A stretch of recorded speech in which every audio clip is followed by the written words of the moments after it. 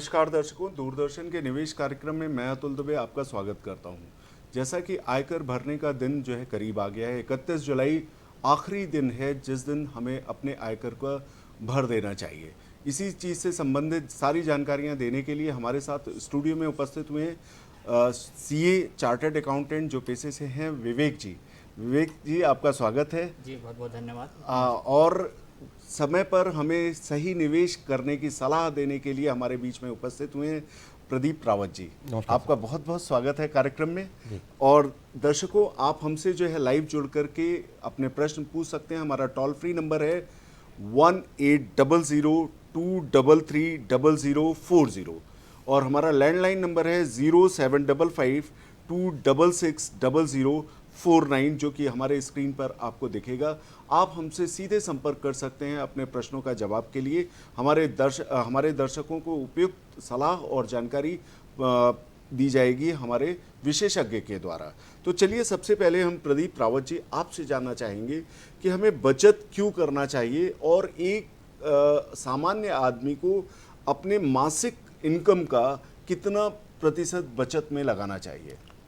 देखिए सर, बचत एक वो पहलू है जीवन का जब व्यक्ति कमाने लायक हो जाता है, कुछ कमाता है, कुछ करता है, उसको आय होती है। जब व्यक्ति की आय होती है तो उसी आय में से वो व्यक्ति व्यय खर्च करता है और खर्च करने के बाद उसको एक बचत का हिस्सा रखना चाहिए जिसमें वो अपने जीवन का कोई उद्देश्य पूरा कर सके। इसलिए बचत करना जीवन में बहुत जरूरी है। बहुत जरूरी है, बिल्कुल सही कह रहे हैं। तो विवेक जी, अब बचत तो हमने कर ली, अब बचत करने के बाद निवेश करना, और अगर इसी पर ब्रेड के दोनों साइड बटर लग जाए, लाइक बचत को हम निवेश भी कर लें और हमें टैक्स में एग्जम्पशन भी मिल जाए, तो वैसे क्या प्रावधान हैं जिनमें हमें जो है बचत के साथ साथ डिडक्शंस या कर में लाभ मिल पाता है। जी, जैसा रावत जी ने बताया कि जब व्यक्ति आय कमाता है तो आय के साथ साथ खर्चे होते हैं, लेकिन एक खर्चे का एक महत्वपूर्ण पहलू ये भी है कि उस आय पे एक निश्चित सीमा के बाद आयकर के भी दायित्व आता है।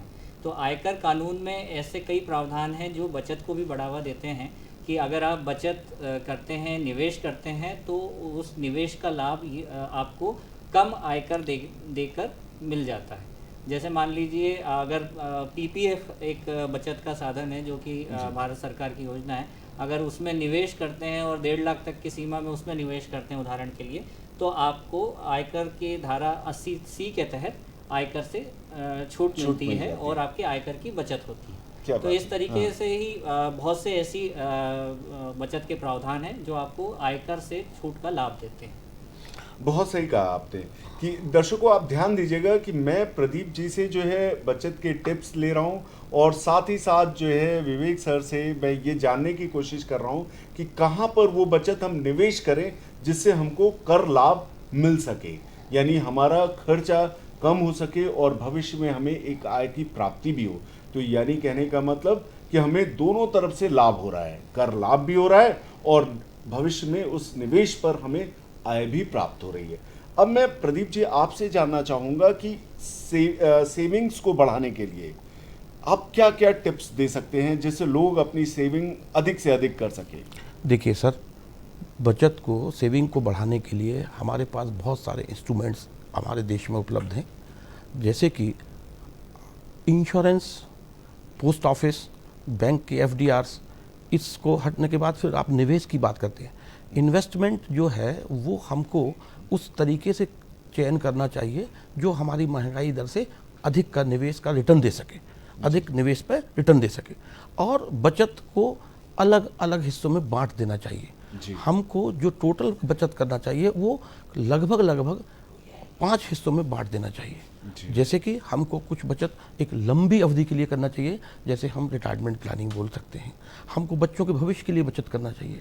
हमारा कोई महत्वपूर्ण उद्देश्य है जीवन में, मकान बनाना, घूमने जाना, विदेशों में यात्रा करना, या कोई बड़ा उद्देश्य जीवन का है, वो बचत के माध्यम से परिपूर्ण किया जा सकता है। जी, बहुत अच्छी बात है। तो ये बचत जो है हम कहाँ पे निवेश करें? एक देखिए, अक्लमंदी तो ये होती है कि हमने बचत किया और बचत तो किसी तरह कर लिया, लेकिन अब अक्लमंदी वहाँ पे हमें दिखानी है कि जिससे हम अधिक से अधिक लाभ कमा सकें।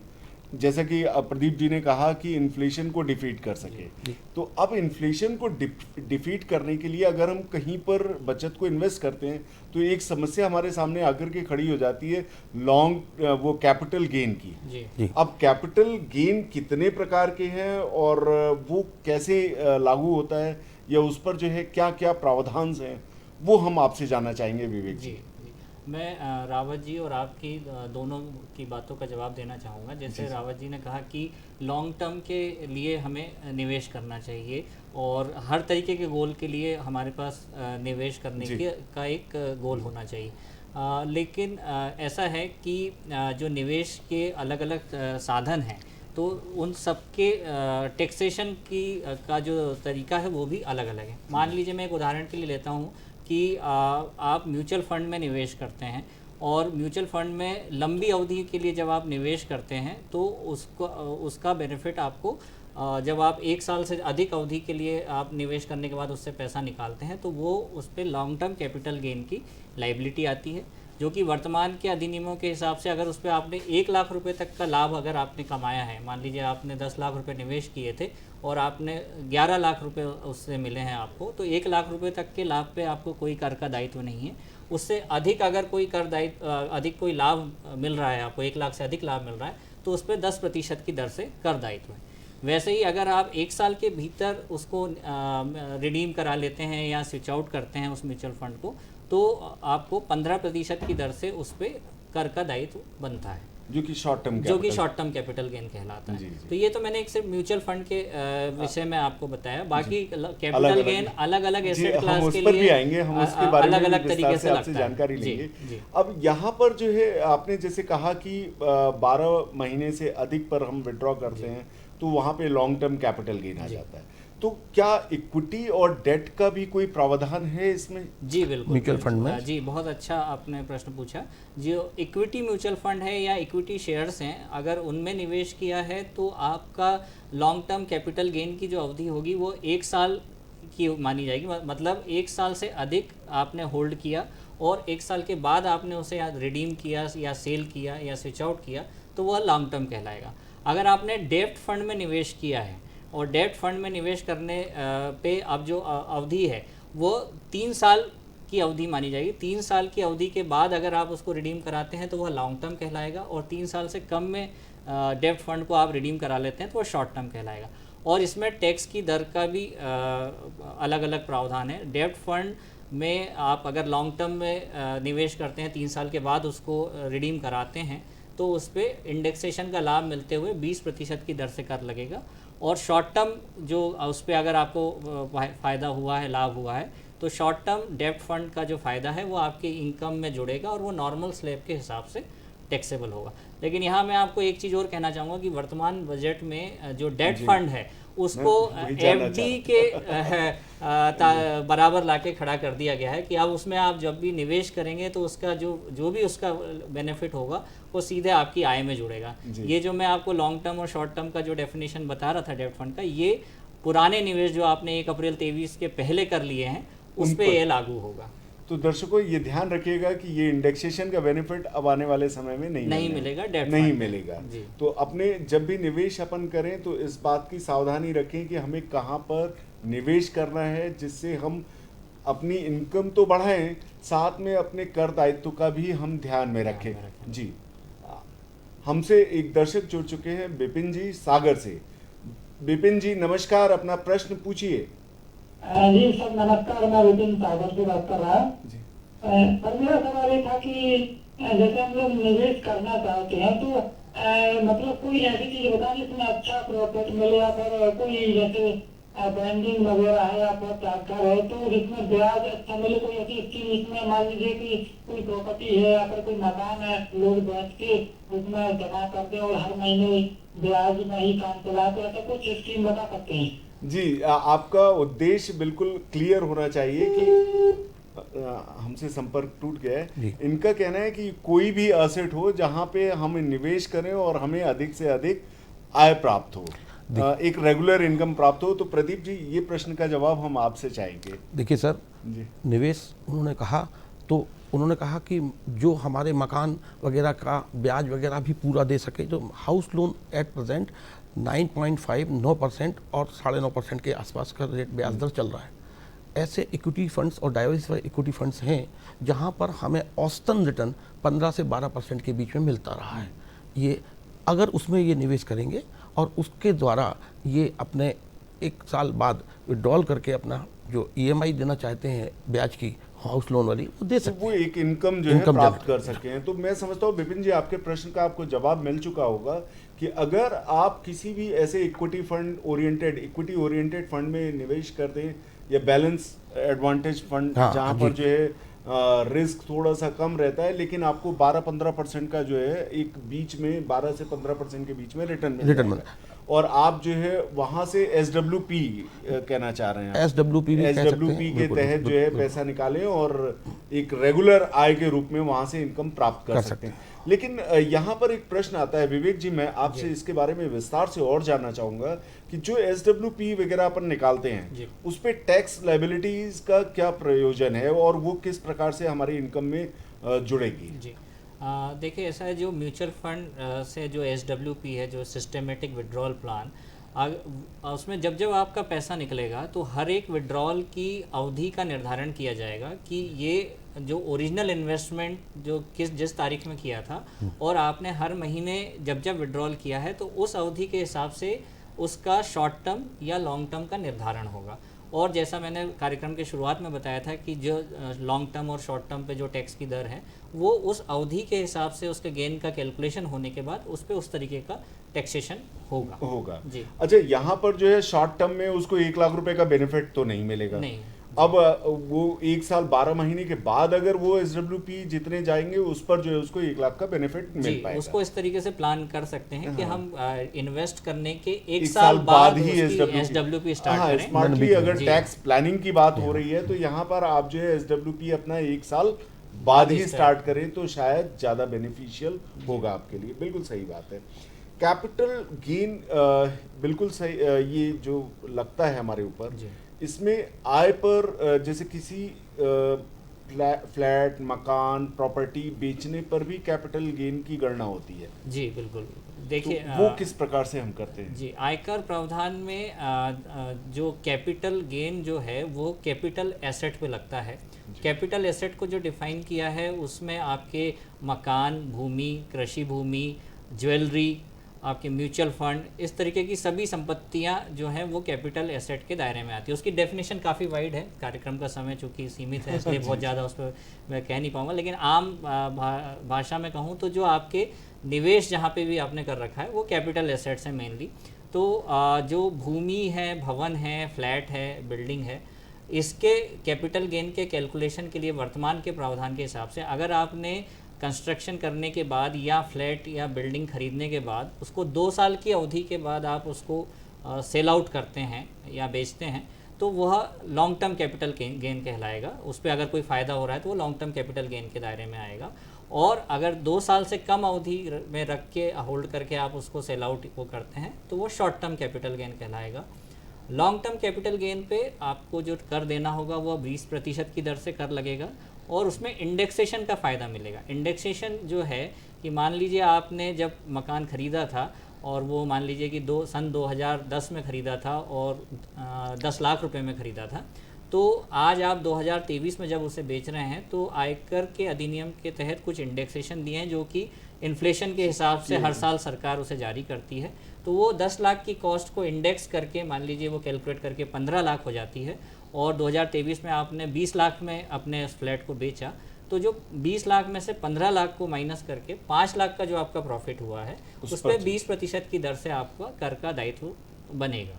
इसमें एक छोटा सा और डाउट है कि अगर मकान बेचते हैं तब तो हम मकान खरीद करके वो कर सकते हैं, अपने कैपिटल गेन टैक्स को जो है मिनिमाइज कर सकते हैं या उसे हम पे ऑफ कर सकते हैं, डिडक्शन ले सकते हैं।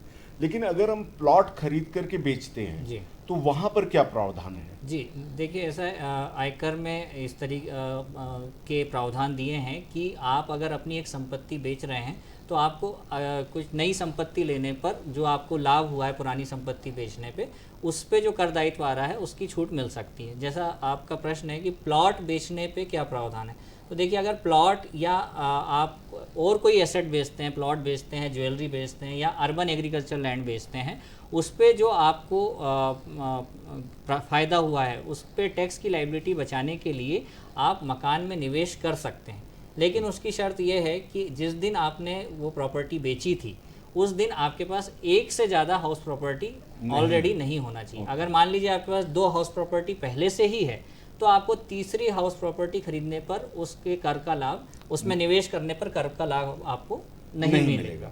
तो ऐसी दशा में उस प्लाट बेचने वाले को क्या करना चाहिए टैक्स का लाभ लेने के लिए? जी, एक और ऑप्शन अवेलेबल है जो कि सेक्शन 54 EC में कैपिटल गेन बॉन्ड्स का ऑप्शन है। उस केस में अगर आप 50 लाख रुपए तक का निवेश आप NHI, REC और PFC के जो सरकारी जो PSUs हैं उनके बॉन्ड्स में आप निवेश करके अपने कैपिटल गेन टैक्स की लाइबिलिटी को कम या बिल्कुल ख़त्म कर सकते हैं। बहुत अच्छी बात। तो संक्षेप में दर्शकों आपने देखा कि प्लॉट या मकान बेचने पर जो हमें कर का वो कैपिटल गेन का फ़ायदा हो रहा है, उस कैपिटल गेन के फ़ायदे को हम पुनः निवेश करके अपना निवेश और बढ़ा सकते हैं, साथ ही साथ कर का लाभ भी ले सकते हैं। अब जो है मैं अपने बचत के बारे में जो है आपसे पूछना चाहूँगा प्रदीप रावत जी कि ये तो बातें कैपिटल गेन की हो गई, लेकिन बचत को हम बराबर ज़्यादा मात्रा में लाभ कमाने के लिए और कहाँ पर निवेश करें? देखिए सभी लोग कहते हैं कि स्टॉक मार्केट में निवेश करिए, बहुत अच्छा फायदा होगा, लेकिन स्टॉक मार्केट का नॉलेज सभी को नहीं होता। और व्यक्ति मैं जहाँ तक समझ पाता हूँ कि स्टॉक मार्केट में आपको बराबर ऑब्जर्वेशन, समय समय पर उनसे अपडेट होना, तो अपने व्यक्तिगत कार्यों के कारण आदमी उसके कारण वहाँ पर जो है अपडेटेड नॉलेज नहीं ले पाता। तो इनके क्या ऑप्शन है जहाँ पर वो निवेश करके और अधिक लाभ कमा सकते हैं, उनके बारे में प्रकाश डालिए। देखिए साहब, मेरा मानना है कि कोई व्यक्ति जब आय करता है तो उसको उसी समय खर्च करता है और सिद्धांत कहता है कि यदि कोई व्यक्ति 100 रुपये कमाता है, 100 रुपये में से उसको 60 रुपये व्यय करना चाहिए और 40 रुपये बचाना चाहिए। परंतु ये भी अलग अलग उम्र पर अलग अलग बात आती है, लागू होता है। कोई व्यक्ति यदि 25 से 30 साल के बीच का है तो उसको 80% पैसा बचाना चाहिए और 20% पैसा खर्च करना चाहिए। और वो कंपाउंडिंग होता है जब किसी उम्र में, जैसे उसका उद्देश्य है कि 50 वर्ष की उम्र में हमको अमुक काम करना है, उस काम को कंपाउंडिंग किया हुआ पैसा बहुत काम आता है। फिर दूसरा सिद्धांत लागू होता है 60-40 का, कि जब बच्चे हो जाते हैं, स्कूलिंग करने लगते हैं, उन दिनों हमें 60 रुपये खर्च करना चाहिए और 40 रुपये बचाना चाहिए। अब 40 रुपये को भी हमें किन किन सेक्टर्स में बचाना चाहिए?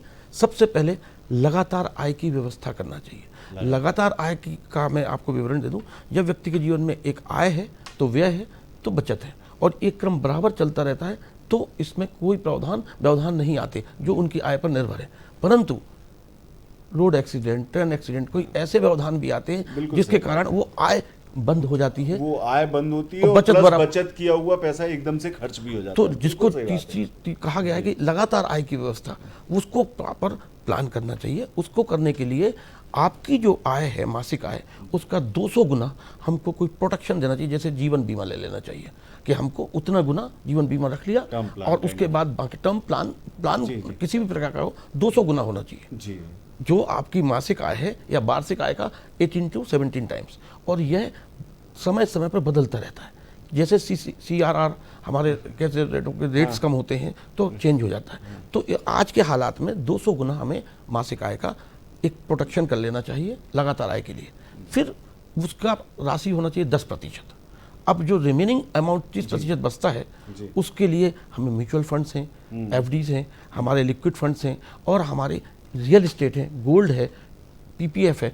इन जगह पे हमें अलग अलग जगह बचत करना चाहिए। मैं आप दोनों से अब एक व्यक्तिगत प्रश्न, मतलब व्यक्तिगत इन द सेंस आम आदमी के लिए प्रश्न करना चाहूँगा, जिसमें डेट ट्रैप में आदमी फंसा हुआ है और उसको इन्वेस्ट करना चाहिए या पहले अपने कर्ज से मुक्ति लेनी चाहिए।